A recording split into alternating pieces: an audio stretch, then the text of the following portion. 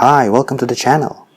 In late April, Apple launched the iPhone SE, and it has created a lot of excitement because of its low price point, iPhone 11 internals, and Apple's claim that it has the best single camera system in a smartphone. Since I did a few iPhone 11 photography comparisons on this channel, and have indeed found that its camera to be outstanding, I was personally interested in the photography potential of the iPhone SE.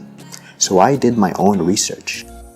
Now I'd like to share the results and give my own recommendation on whether you should buy it, especially if you're looking to upgrade because of its advertised camera. The main reason to get this, of course, is its $399 USD price point. That's $100 USD cheaper than a new iPhone XR, which is still being sold. For many people, this is the only price they are willing to pay for a phone.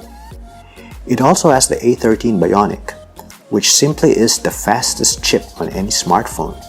It does 5 trillion operations per second, and its computational photography is exceptional.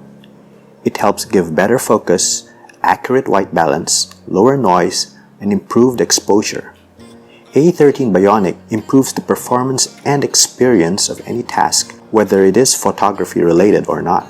Image editing, graphically intensive games, AR applications, AI capabilities, etc. So if for some reason you need the absolute best chip on a smartphone, this is the phone to get. But since this is a photography focused review, I'll be focusing on the camera related features. In April, the people at iFixit did what they do best, tear the iPhone SE apart to inspect the components more closely. They found that the main camera module is actually the same as that on a 3-year-old iPhone 8. iFixit went on to say that iPhone SE is probably using an iPhone 8 sensor benefiting from A13 Bionic image processing. This is a big problem because the lens and sensor is a big factor in the quality of images. Not only do you not get iPhone 11 camera quality, you also don't get extra features like night mode and deep fusion. No wonder reviewers of iPhone SE have come out disappointed with its low light performance. The software is crippled by the hardware. This is the main problem of the iPhone SE. Other cons will be more in line with expectations, given the low price point. The iPhone SE has the same front-facing camera as iPhone XS, which means it is around 32mm, not as wide as the 26mm of the iPhone 11.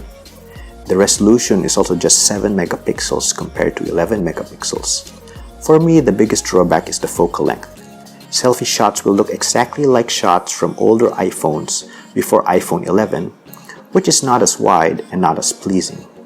You also probably already know that there is only one camera in the iPhone SE, so you'll give up the super wide angle of iPhone 11, which has been well reviewed and seamlessly integrated into the software. In addition, the SE has pretty much the same layout and components as the iPhone 8. In fact, iFixit went on to say that pretty much every component is swappable with parts of the iPhone 8. You essentially get an iPhone 8 with its smaller and dimmer display, its inferior speakers, and of course no Face ID. And so what's the bottom line?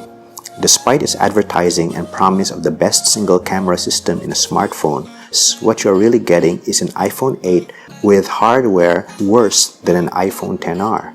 The main plus is the better image processing from the A13 Bionic. Therefore, I would not recommend buying the iPhone SE, but rather consider some better alternatives. The first option is to pay an extra $100 USD and just get an iPhone XR. That at least has a newer design, a bigger and brighter display, Face ID, a newer camera module compared to the SE. In addition, its stills and video quality should match the iPhone SE. Another option is to get a used iPhone XS. There should be a ton of deals available, and the used XS can easily match the price of a new SE. iPhone XS would have at least an additional telephoto camera, a better OLED display, a newer camera module, and Face ID.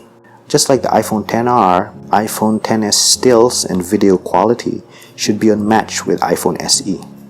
So do you agree with these recommendations? Please write it down in the comments. I'd love to hear your thoughts.